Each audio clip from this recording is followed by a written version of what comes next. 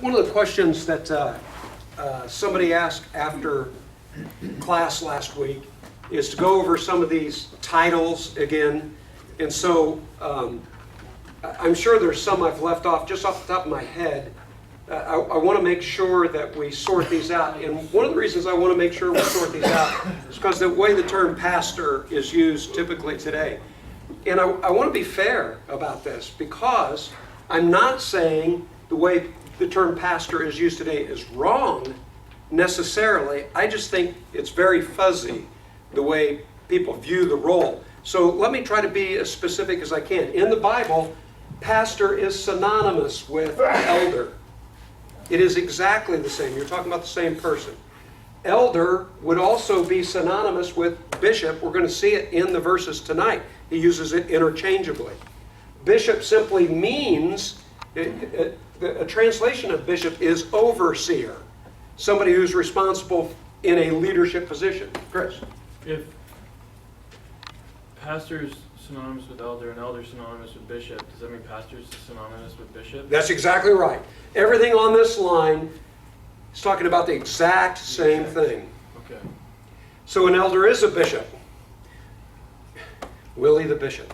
I think it's appropriate that we don't call George and Willie bishops because of a lot of the connotations today, especially with the Catholic Church and some other things. But let's start with where the Bible starts, okay? And in the Bible, it's totally synonymous, yes. Do these four words spring from four Greek words? No. Well, let me see. These both come from the exact same Greek word, just translated different ways. Okay. So sometimes it'll be translated overseer, but it means bishop. That's what a bishop is an overseer. Okay, but it's used interchangeably and synonymously with elder and pastor. Pastor literally means, what does pastor literally mean? You know this? Shepherd, right? Shepherd. Shepherd. So the elders are told to shepherd the flock. Why? Because they're pastors. A pastor is a shepherd. I should have written that up here too, shepherd. That would all be on this line, right? Okay, when we talk about any of these kind of things, there is leadership associated with this. Responsibility of managing, of overseeing God's people. Deacon is also synonymous with servant, and it is not the same thing as any of this line, right? So these are two different offices, if you will. Two different functions in the church. Here's a third one, evangelist.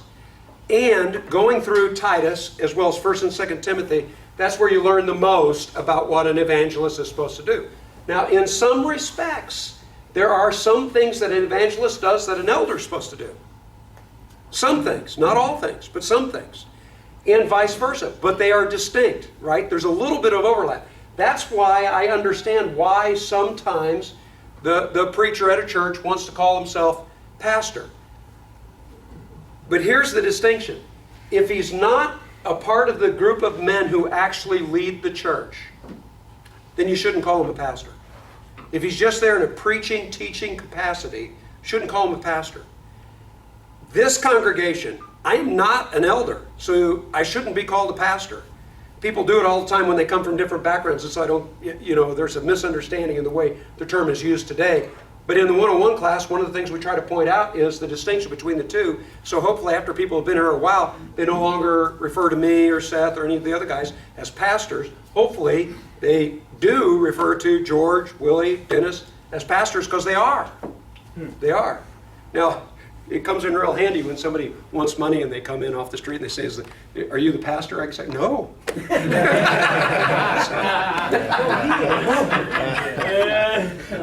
Yeah, we'll go with Sean first and then Chris. Well, I understand the elders, the leaders of the church, and the evangelists second. Do the elders still look to the evangelist for clarification on the word, or how does that work? Okay. Is that some of the overlap? There is overlap here, because elders, part of their responsibility is to make sure that what is taught to the congregation, to the family, to those who they oversee, is correct and sound. So if the evangelist or anybody else who's teaching, which, by the way, I've got to go over here, because preacher, teacher doesn't fit on the list. Why? Because evangelists are supposed to teach And they're very much supposed to preach. Very much so. But elders sometimes are supposed to teach. Those who teach deserve the double honor, the Bible says. And we know that deacons, such as in Acts chapter 8, Philip, he was a preacher, but he was also a deacon. Really? Okay, so these are things that anybody can do. In fact, you might not be an evangelist, an elder, or a deacon, and still you can teach and preach, right? So keep these terms separate, Okay. if that helps. Now, the elders are supposed to make sure what is taught by whoever's teaching has to be sound. But then again, the evangelist is also told, you make sure that what's being taught is sound. So this is one of those things where two branches of government are given the same responsibility, so to speak, because it's such an important thing. There's checks and balances sometimes, but sometimes everybody's supposed to check this in making sure things are soundly taught. So if something goes on in church and it's just not right, one of the elders ought to stand up, or I should stand up, or whoever has an opportunity. We have to be careful how things are done, but we can't let it slide. We just can't let it go if somebody's teaching something that's just not right. Somebody's got to put it out there. Okay, what was the other one, Chris?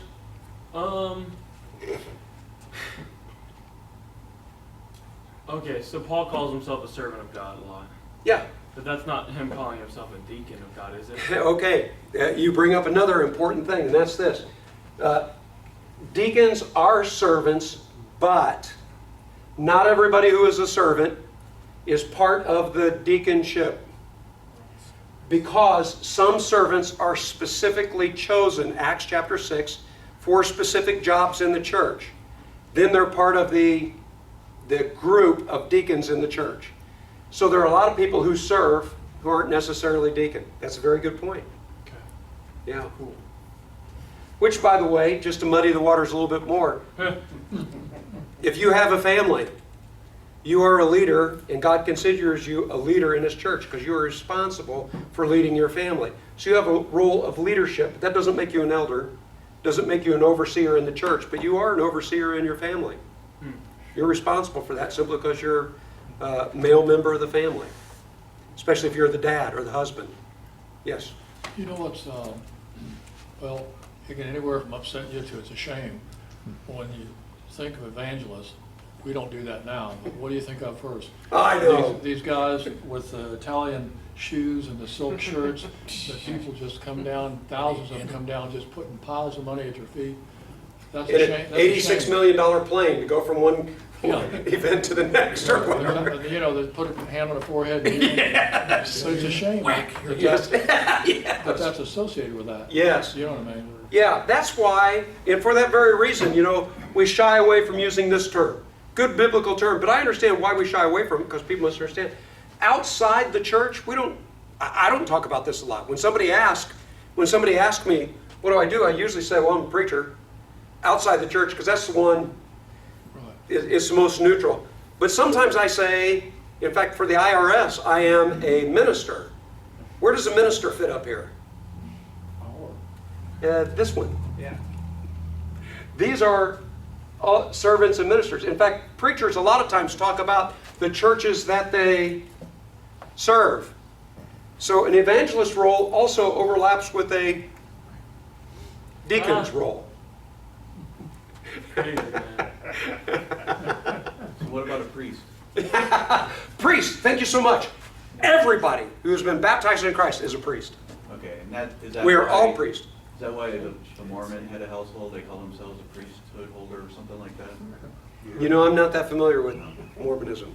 That's I shows. did enough research on some Not of this that stuff. I'm looking into it. Good. But not only are we all priests, we're also all responsible for offering sacrifices to God, which are good deeds, prayer, converts. All those are considered sacrifices that are well-pleasing to God. Romans chapter 12, verses 1 and 2. Our whole bodies are supposed to be living sacrifices. But it's 1 Peter, the second chapter, that talks about us being a royal priesthood. Which, by the way, royal, doesn't that suggest the idea that we reign? To me, it's just fascinating because it goes with Hebrews, the 2nd chapter, what God has always intended for us to be as humans. We're supposed to reign. You know, sin has corrupted that, but we're supposed to be over this creation. So we're supposed to be a royal priesthood. Okay, any other comments on that? Okay, we left off last week. We're getting ready to talk specifically about elders, but notice what it says in verse 5. Verse 5 is where we left off. This is Titus chapter 1. It says, the reason I left you in Crete, so Paul had been working with them there, but he left Titus behind on the Isle of Crete. He says, the reason I left you there is that you might put in order, and I think I pointed this out last week, sometimes in the Greek language it's hard to tell the difference between a passive and a middle voice. But this seems like it's a middle voice. The reason, the form's the same. The form's the same. But the middle voice suggests the idea, you yourself do this. Don't hand it off to somebody else. Don't delegate this. You know, there are certain things in good management you should delegate. But some things you should never delegate. You're responsible for it, so don't pass the buck. And he's responsible for putting things in order. And by the way, what does he talk about here? He says, put in order what was left unfinished, and he could be describing part of what's left unfinished or adding to that. I think he's describing part of what's left unfinished, because one of the things they did after the first missionary journey is they went back and they appointed elders in the churches. Well, look what he says here. You take care of what's unfinished and appoint elders in every town as I directed you. Okay. I don't want to be too harsh. I want to be careful how I say this, but I want to be very honest about this too. I don't want to miss this. One of the things that just thrills me about this congregation is we've got an attitude. It's part of our DNA here, I think, that, hey, if it's Bible, we're all over it, right? And I love that. So years ago, we made the decision based on a study in 2 Corinthians where it talks about people giving shouldn't give grudgingly or under compulsion. We thought, you know, churches may find it okay to pass the plate, but that just seems like it's an expectation, you know, here, give. And especially when you listen to some people who aren't used to going to church and they come to church first time, that offering plate business that's just used, you know, most of us are used to, that's a big deal to them. And so because of that, we decided not to pass plates anymore. Put boxes on the wall, and you have to make an effort to give, right? And by the way, you probably already know this. You know what happened to our offerings when we did that? It went up. Our offerings went up. And to me, I just love that, because it's kind of like, do what God says, even though it doesn't make sense sometimes, even though it's kind of scary. You know, go ahead and step out and do the right thing. Okay. Why am I bringing that up now? Because this is one of those things. I don't want this to sound bad, guys, but let me just pick on me, okay? I'm all about, hey, you know, those people over there, that evangelist, what he's teaching stuff, that's not right. That's not in the Bible. And yet there are some things in churches I've been a part of where, wait a minute, why are we doing this? I don't see it in the Bible. Yeah, but we've always done it this way. And one of the things is how you get elders in the church. Because people are going to tell you, we got to have a vote. We got to elect these people. We got to have a nomination. We got to vote them in.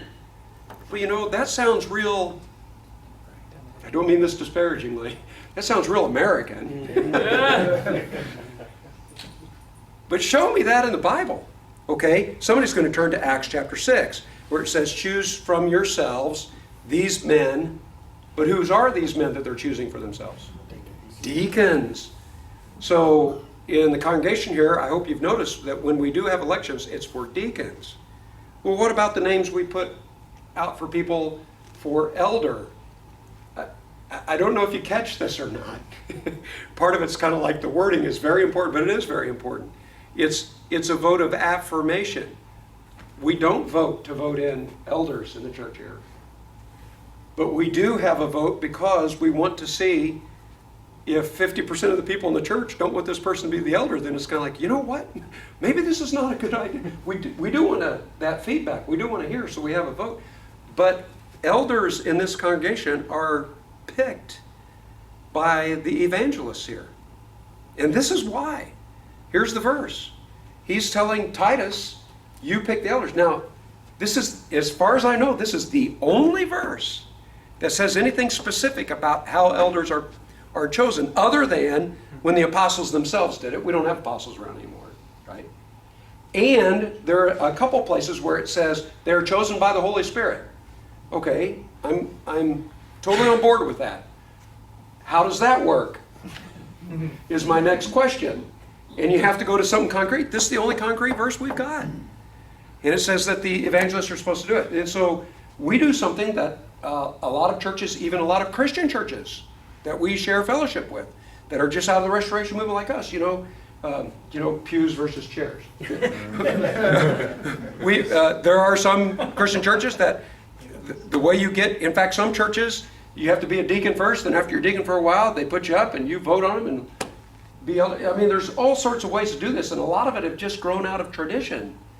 And I don't mean to be offensive, but I'm trying to politely say that we can't look at other faiths and say, you know what, their teaching is wrong, and then come to an issue like this and say, oh, this is okay. You understand what I'm saying? We have to use the same criteria. But what does the Bible say, even if it changes things or whatever? Greg? Well, just for the fun of it here, I'm going to put this out because I was thinking about it the other day. The example of the apostles, they prayed and then they cast lots. To choose the other apostle, yes. Well, of course, they had two guys to choose from. They weren't just saying, the Yes. whole group. But still, I'm like, okay, is that valid? Pray and cast lots and let the Holy Spirit. If they were choosing elders, I'd seriously look at that. But they were choosing somebody to replace Judas as an apostle. Right. And so part of the requirements of being an apostle was you had to be there and a witness from the baptism to the resurrection, which kind of excludes everybody today. So, No, I was thinking of it as a method of choosing Yes. anything, and Yes. you're right. It wasn't for the apostle versus anything. Yes. We have no other example. no, the only other methodology is Acts chapter 6, and that's for the selection of deacons. Right. And that makes perfect sense, because what specific service are they talking about in Acts chapter 6? What service are they talking about? Feeding people. The widows. The widows that were being overlooked. Did you notice which widows were complaining and which widows were being overlooked? The Grecian ones, not the Jewish ones. And so, what names did they select? How many? 3. 6. And they were all Greek. It's kind of like we're going to pick Greek people to address the Greek widows here. But we're going to let them choose because they're going to be actually working with these people. Well, that makes a whole lot of sense. I'm very comfortable with the idea of not just in a darkly lit, closed, locked room, the evangelists getting together and thinking so. I'm very comfortable with the idea of they're supposed to choose, but also putting the names out there to see what the congregation thinks. And since I've been here 18 years, the lowest percent we've ever got was still above 90%. Still above 90%. So as far as, when we put the names out there and get some sort of feedback, somebody may have been right on the borderline, but it was always, okay, a lot of affirmation there. In other words, was there another hand over here? Yeah, I don't want to get bogged down in this, but you say this is the only spot. Almost everything else we talk about is there's somewhere else in the Bible to confirm that viewpoint, and I'm just concerned or wondering if this is the only spot, how much foundation do we really have for that? Yeah. Well, one of the things I always like to think of is God only has to say something once. When he says it more than once, I think it's really emphasized. And you're exactly right, it is confirmation. But since he does say this one time, I don't think we're free to just do it any way we want to do it. Oh, I wouldn't look at it that way. Right. That particular way. Right. Because it's like every time we have studies and stuff, it's always like, and the reason we say this is because this over here. Here and here and very here. parallel, Right. Right. That's why I was asking you. And it's so interesting to me because the emphasis is what they're supposed to do. That's where all the emphasis is put, not so much on. But by the way, I hope this makes sense, because one of the things we're going to see the evangelist is responsible for, he's supposed to know his stuff. He's supposed to know the Bible well. And so choosing an elder is supposed to be about people who meet certain biblical criteria. And we're going to see that in just a minute. Sometimes oh, I'm just going to get in so much trouble, but I'm just going to ask you guys to forgive me. I am not, this is just my personal opinion, I am totally against trying to get everybody to vote in the United States of America. There's a whole bunch of people who don't know enough. I don't want them voting. I'm afraid they're going to vote for the guy with the right hairstyle, or I'm afraid, you know, if they line everybody up and put them on buses and bring them in, who knows what they're going to be voting about. I want people who know enough, feel passionate enough about something, you know, for a reason to go out and vote. Okay, that's my opinion, but this is part of the reason for my view on this biblically. I think this makes a whole lot of sense because there are some people who are brand new Christians. And you know what? Brand new Christian, I'm not so sure should be choosing who ought to be the elder in the church. Well, then who should? Well, somebody who's supposed to know the scripture well enough to be able to teach everybody else. So to me, that's part of the reasoning, I think, of why this is stated here. Anyway, let's go on for that. I just wanted to get that out because I think we need to be very, very consistent on being biblical people. And sometimes we're very biblical people until it comes to something that, oh, we've always done it this way. you know what I mean? And we've got to be careful of that. Okay. Verse 6, here we go. An elder must be blameless. And again, if you get your translations out, I'm very interested in some different words here. This word for blameless is a word that implies a good reputation, but not just a good reputation, it's a well-established reputation. Some of the list will talk about somebody who's not a new convert.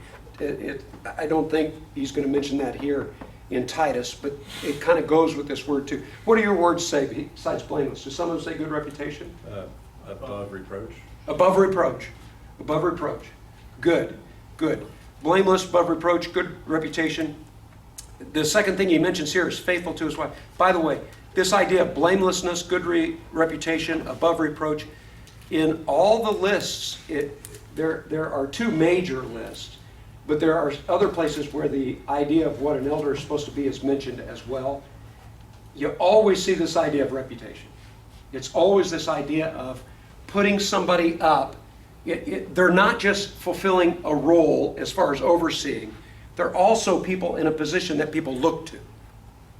So you got to have somebody who has some sort of moral character that people look to and say, yeah, you know, I can tell my kids, you know, if I'm not around and you don't have me to seek advice, go to those guys.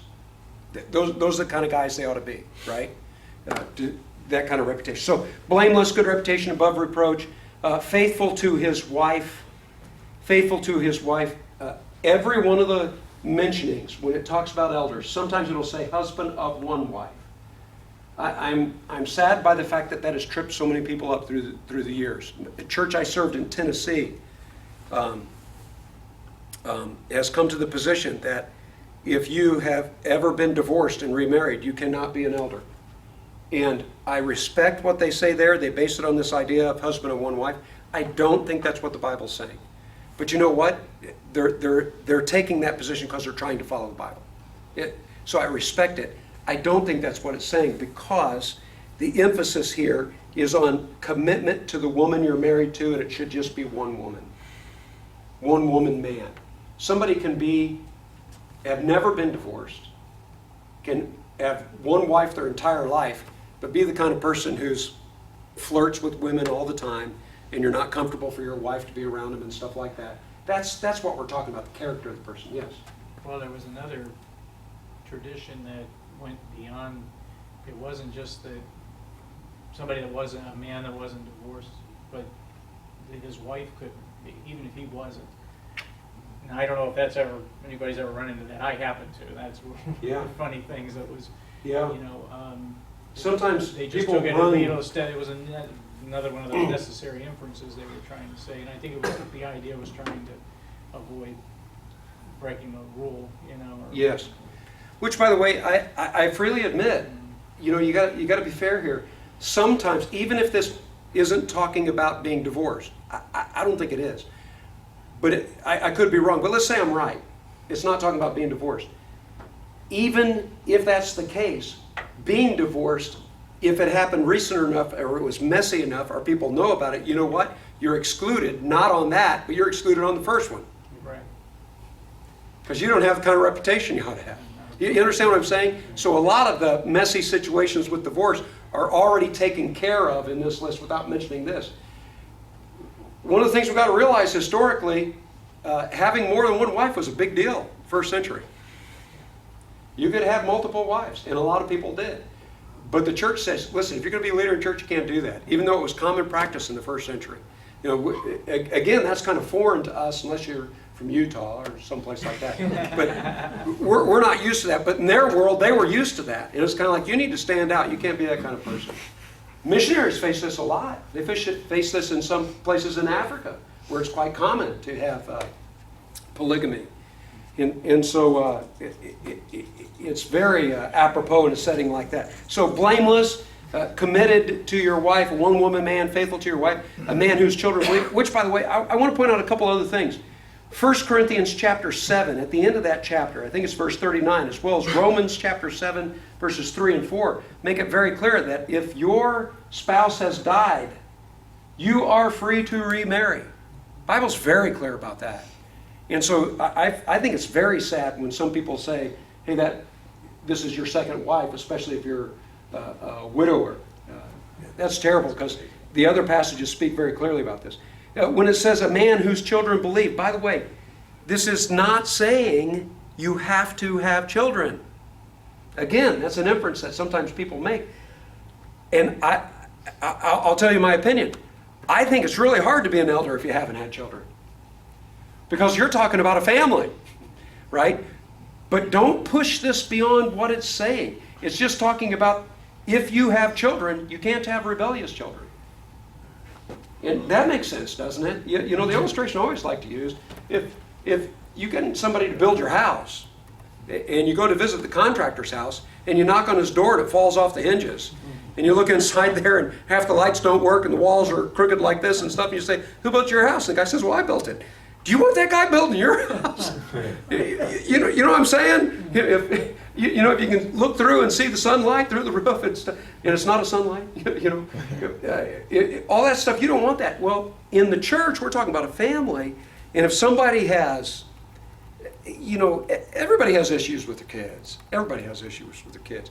But if somebody's a believer and they've got kids who are just rebellious and atheistic or whatever, it's kind of like, you may be a great guy, but we just cannot put you in that position because you're put in a position where people look up to you, and it's part and parcel to doing what you're asked to do. So your children have to believe. Other ones say not rebellious, not open to the charge of being, well, look at the rest of this, not open to the charge of being wild or disobedient. Since an overseer manages God's household. By the way, this is the word overseer. Some might have the word bishop. Does any of your translations have the word bishop? That's the Greek word for bishop. Okay, you're managing God's household. He must be blameless. Here again, he started off in verse 6 talking about blamelessness, didn't he? Mentions it again. It's this idea. Have that good reputation. He's going to list out what he means. How do you have that good reputation? Well, number one, you're not overbearing. What do you think of when you think of somebody's overbearing? Who? A jerk.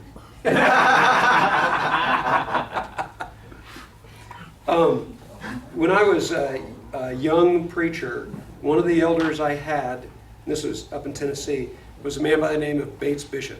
Great, great godly man. He passed away a long time ago.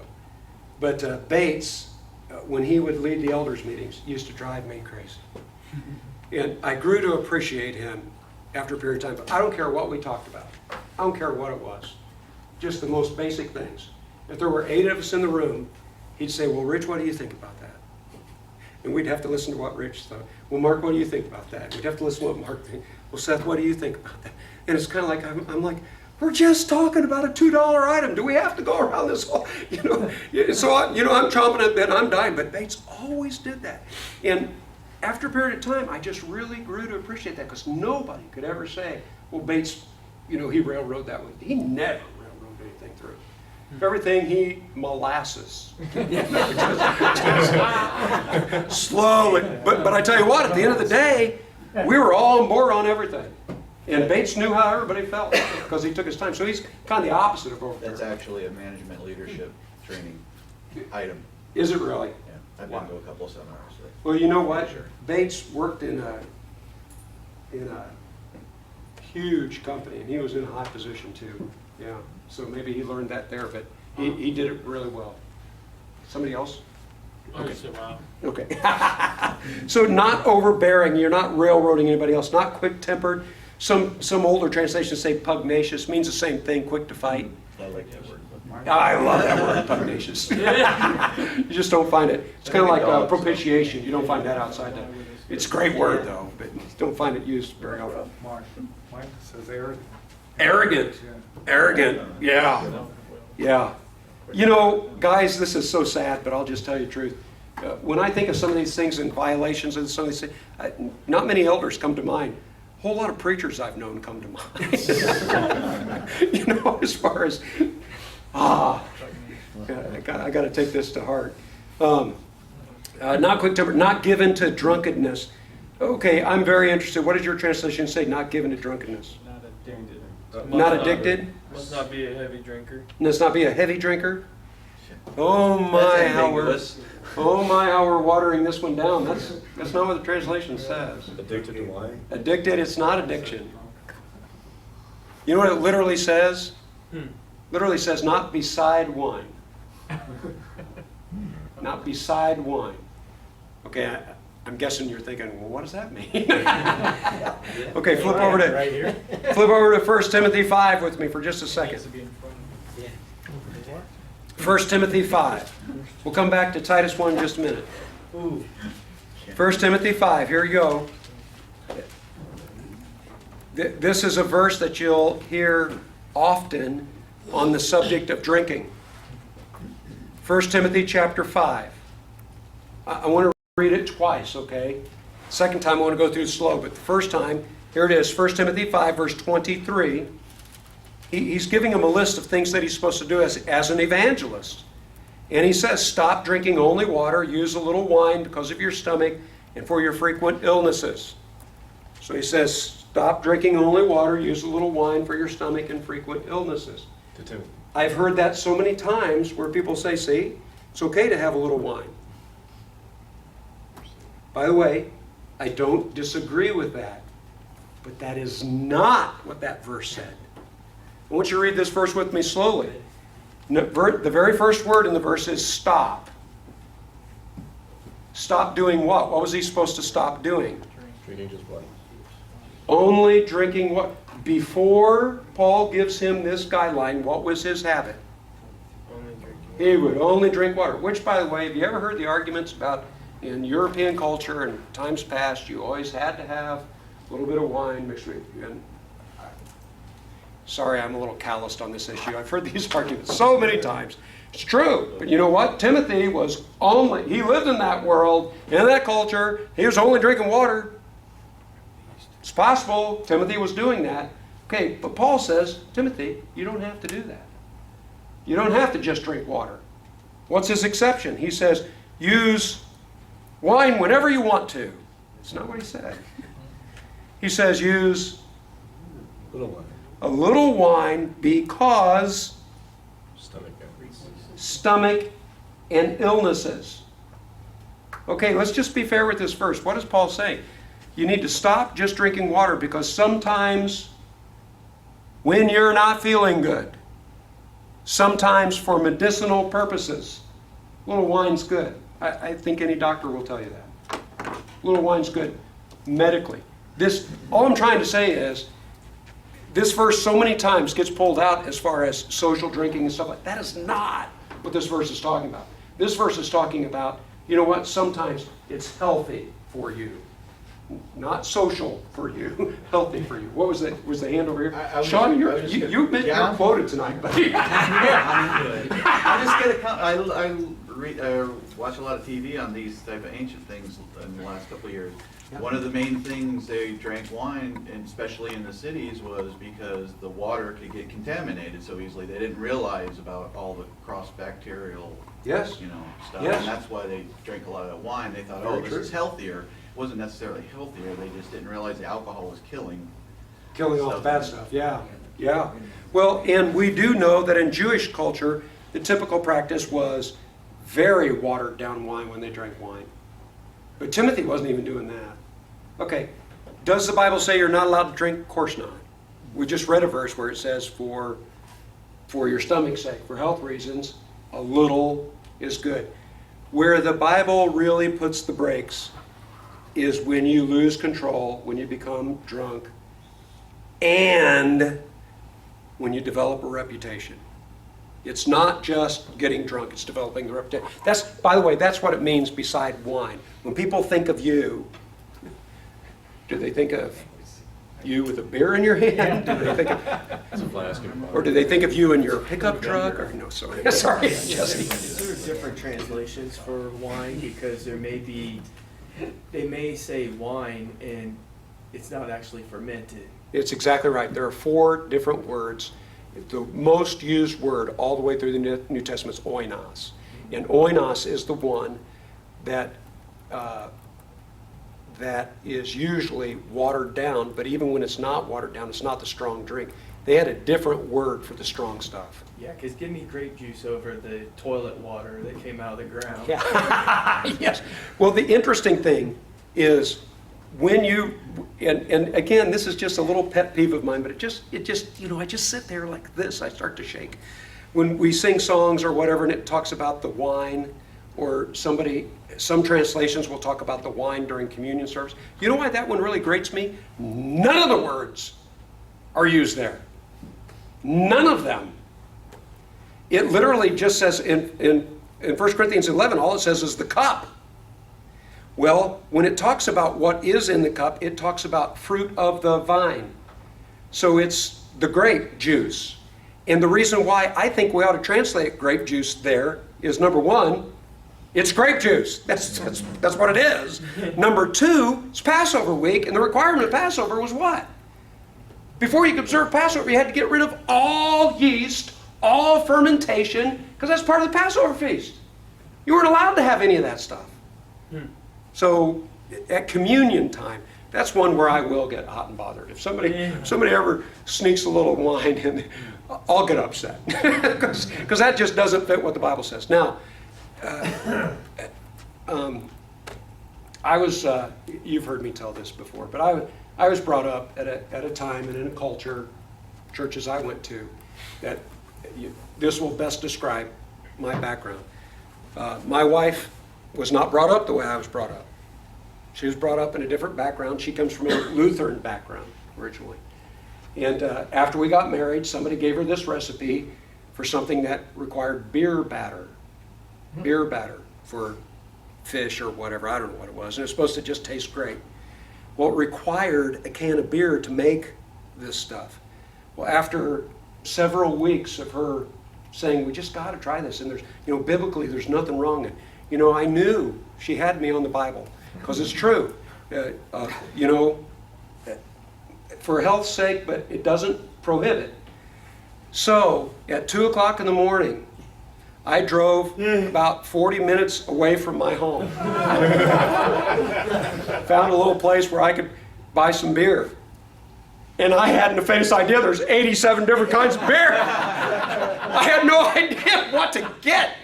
And so I buy a can, and I kid you not, I was shaking so bad. When I came home, I said, we're never having beer batter again. I don't care, I'm not going through this. It bothered me so much.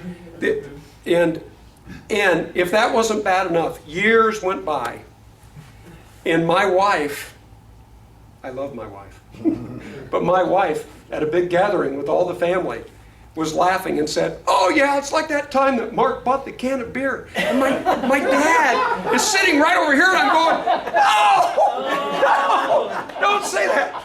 And it's been like a dozen years ago, and my dad's over here, and he's, what?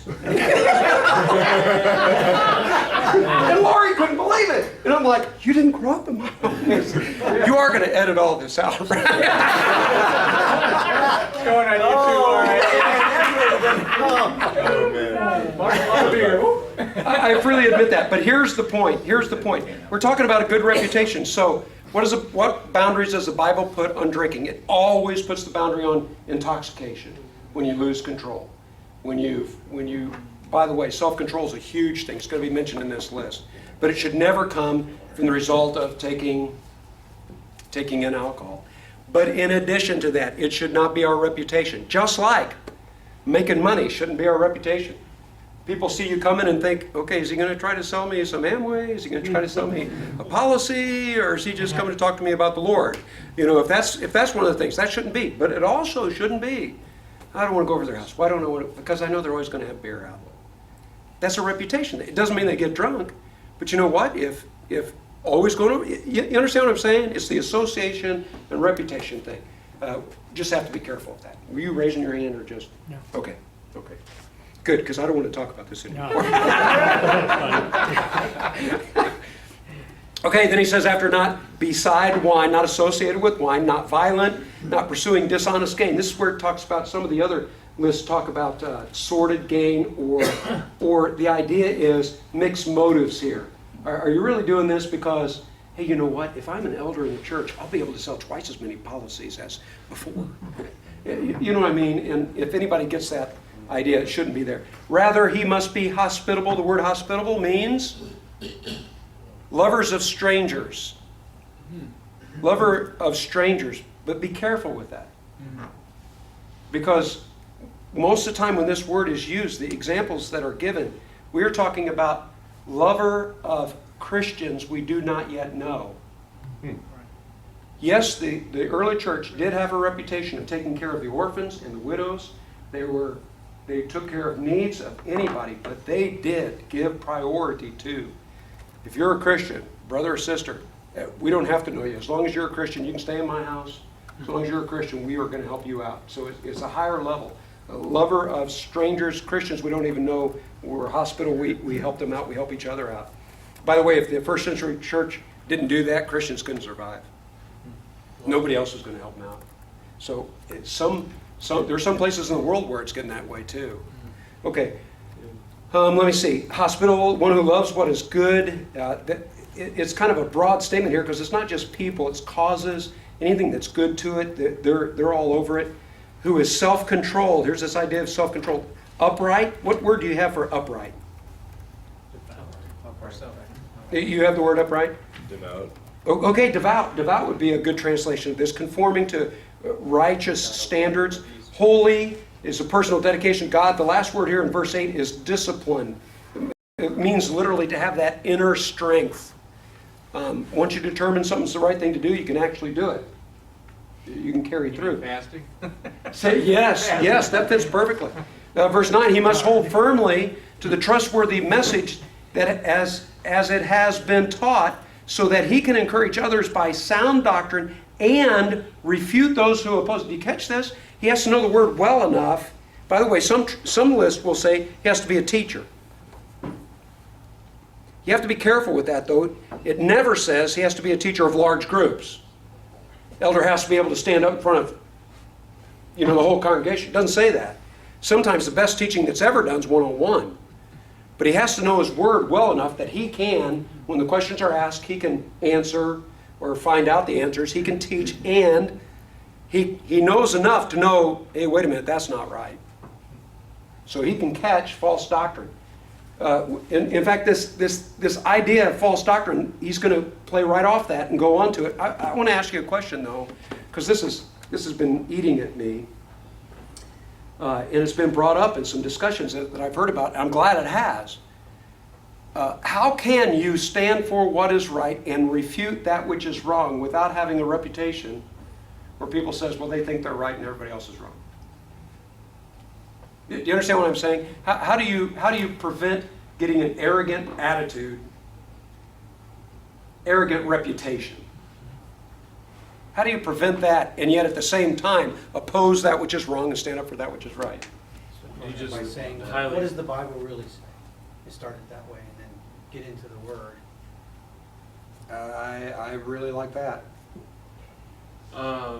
Maybe just really emphasize the truth. I really like that too. Which, by the way, guys, I'm totally with you.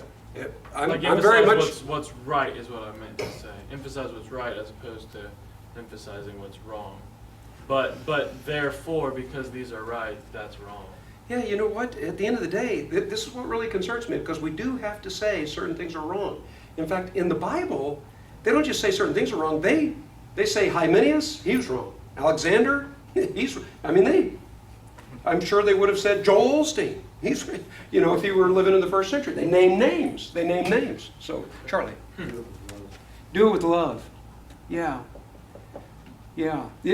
I'll be real honest with you. The reason I'm so much concerned about this, I'm concerned about us as a people. I'm concerned about me. I think you guys know me. I hope you know me well enough.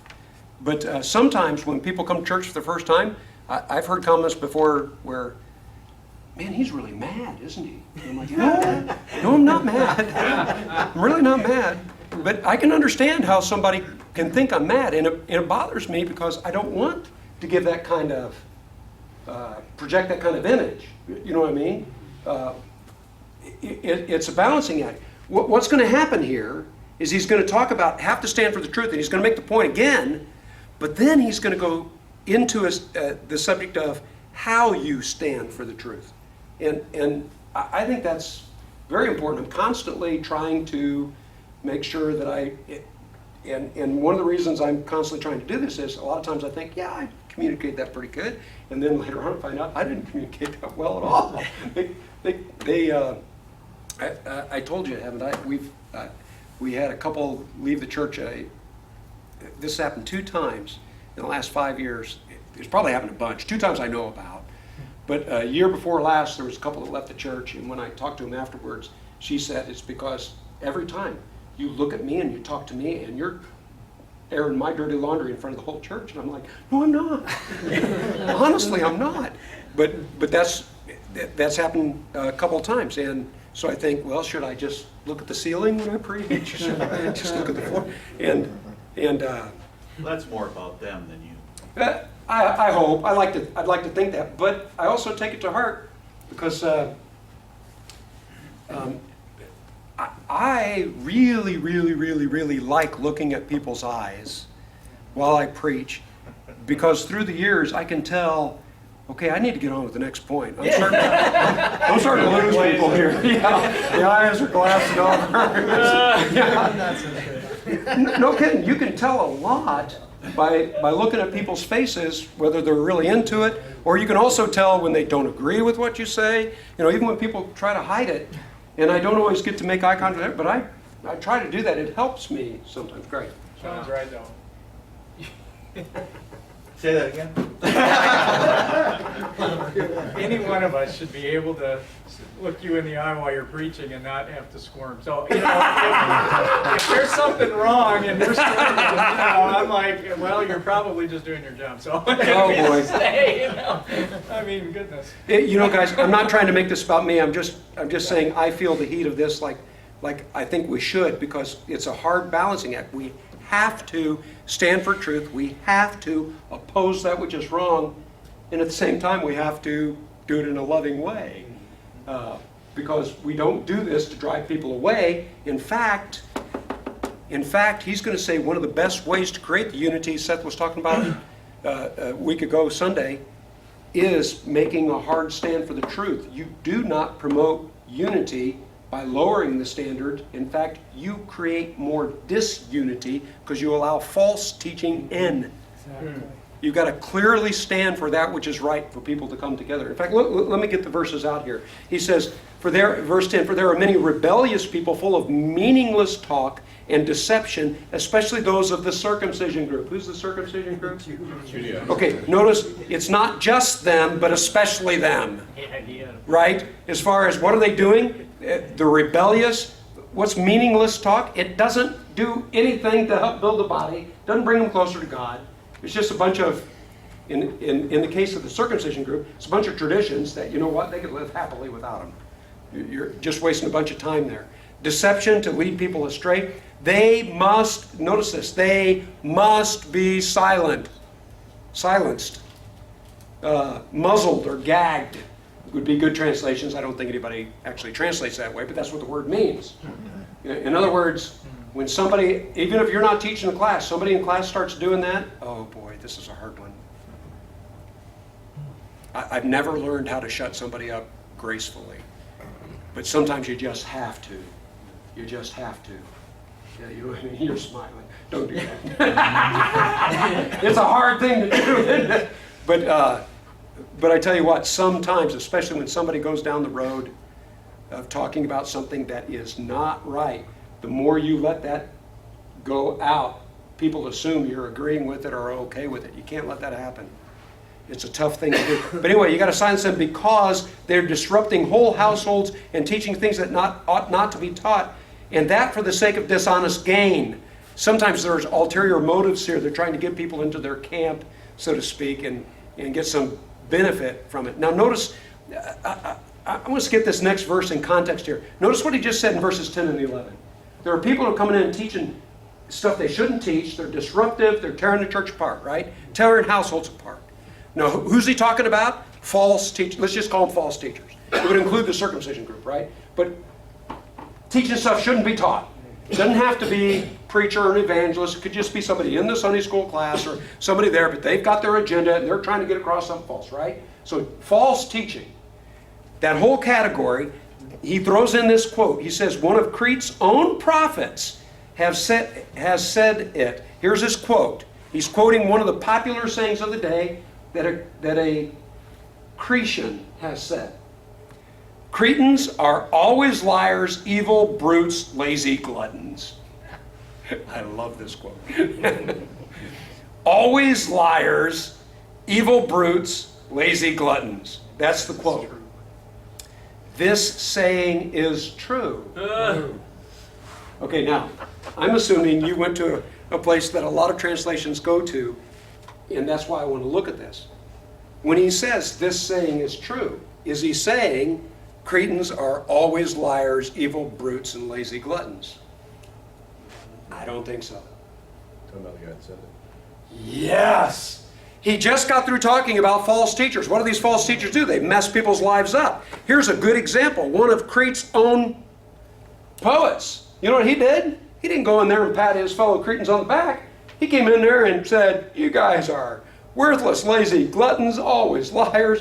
He's a big put down. He's somebody who's, listen, I'm telling you the truth. What am I telling you? That there are people like that who run everybody down. So you know that from the grammar? No. It can go both ways. When he says this saying is true, it can mean that Cretans are always liars, evil brutes, lazy gluttons. He could be saying, yeah, that's true. But he could also be saying, it's true that one of Crete's own prophets say this.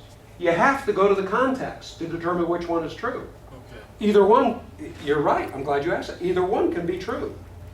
I think it makes more sense because he just said in verses 10 and 11, there's a bunch of people trying to mess you up. A bunch of people trying to deceive you. A bunch of people trying to take advantage of you. Ruin the church.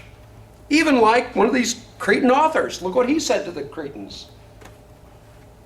Okay, you can go both ways. I just want to make an appeal for the first way, yeah. Please shut me up if this is off base. Yeah, just stop it. We can't have that. I know. When you were reading that, I thought of a third way that I thought you were going to, and you didn't. What's that? When it says, Cretans are always liars, evil brutes, lazy gluttons, this saying is true. Well, if the philosopher Epimenides, it says, is in himself a Cretan, then therefore he is a liar, which means this statement is false. So I thought Paul was saying, hey, this is what he said, but he's a liar, so it can't be true. Yeah. And, you know, that is very possible. It is very possible. He doesn't define it. He doesn't define it. I just think it's sad. Most commentaries just assume that the Cretans were really lousy people. And in the context here, I think he's talking about poor people who are being taken advantage of. Anyway, let's keep reading and see what he says next. He says, this saying is true, therefore rebuke them sharply. Who are you supposed to rebuke? The false prophet. The false teachers. You see, if he's saying this statement's true, I really think it's going back to the false teachers because he says you're supposed to rebuke them sharply so that they will be sound in the faith. You rebuke people not just to shut them up. You rebuke them so that they learn what's right. So they'll be sound in the faith. And the second result is they will pay no attention to Jewish myths or to merely human commands. That's one of the problems of the circumcision group is they put so much emphasis on the traditions. And he says, just merely human commands. I think this refrain, show me that in the Bible. Where does the Bible say that? I just think that's great. I really do. Because if we ever run across something and you can't show it to somebody in the Bible, what does that do? Well, it either removes it, we shouldn't be paying attention to it, or if it's something we have to be paying attention to, it at least says, you know what, we don't have a clear biblical stand on this, so we better be careful about, you got your opinion, I've got my opinion, they have their opinion. If the Bible doesn't say something specifically about it. So he says anything that's merely human or these mythology, anything like that, avoid that. To the pure, he says in verse 15, to the pure, all things are pure, but to those who are corrupted and do not believe, nothing is pure. In fact, both their mind and conscience are corrupted. Now, what is he talking about? To the pure, all things are pure. To those who are corrupted, all things are corrupt. I think the best commentary on this is Mark chapter 7. In Mark chapter 7, Jesus said, it's not food that makes you right with God. It's not food that makes you clean or unclean. He says, you know what makes you clean or unclean? Yeah, it's not the food. Food just goes in, goes right out. He says, it's from the heart. This passage gets to me too, though, because you know what? Sometimes you can't listen to anybody on TV say something normal without somebody chuckling and stuff because they're thinking dirty thoughts. You know what I mean about stuff. And I don't mean to be too harsh on that because sometimes words have two meanings, and because of some comedians that I listen to all the time, stuff like that, sometimes your mind goes that way. But the point here is, are you looking for the good? Are you looking for something that's constructive, positive, or is your mind bent to always look for the downside? What's the saying? The black lining around every silver cloud. You know what I mean? Are you always looking for stuff like that? He says they claim to know God, but by their actions they deny Him. You notice what he said about the elders? The elders have to have a great reputation. These people, look at their lives. It's kind of like fruit inspection. Look at the kind of lives that they live. They're detestable, disobedient, and unfit for doing anything good. Whoa. Whoa. Pretty bad. Okay, we made it to the end of chapter 1. That's a great place to stop. Any questions or comments? We'll start with Fred, then we'll go over there. Fred. No, just to put your conscience at ease somewhat. You may already know that, but I'm talking about a couple of people left the church because you're looking right at them. I know those two people, two guys, and it was guilty conscience. That's it. You do know who I'm talking about. Yeah. You know what?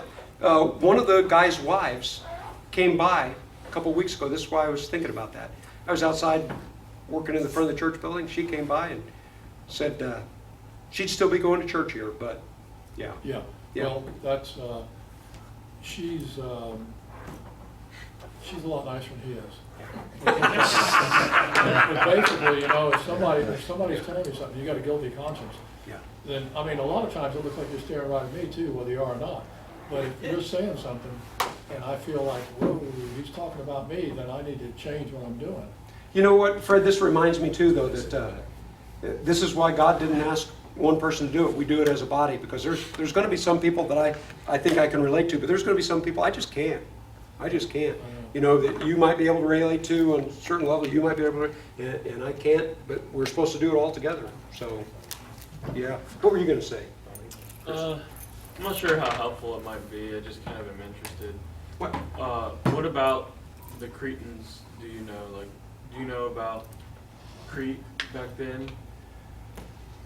Yeah, George probably knows this better. George was telling me before class, you don't want me to pick on you, do you, George? George actually went to Crete. Wow. Got to be there, but See all those liars. yeah. It was very much Roman people? Oh no, Or yeah, it was Crete, Roman, you said? It's but it part was of very Rome. much a pagan, very much a pagan culture. Yeah, just like Yeah. most. That's an insult today. Okay. Cretan. Is it? People Cretan and miscreants. I don't know. I was kind of curious to see what you would say, maybe. I don't know it well enough to say that. I ought to do a little bit more background. Maybe I'll Me too. read that a little bit before next week, so. Let's pray. Dear God,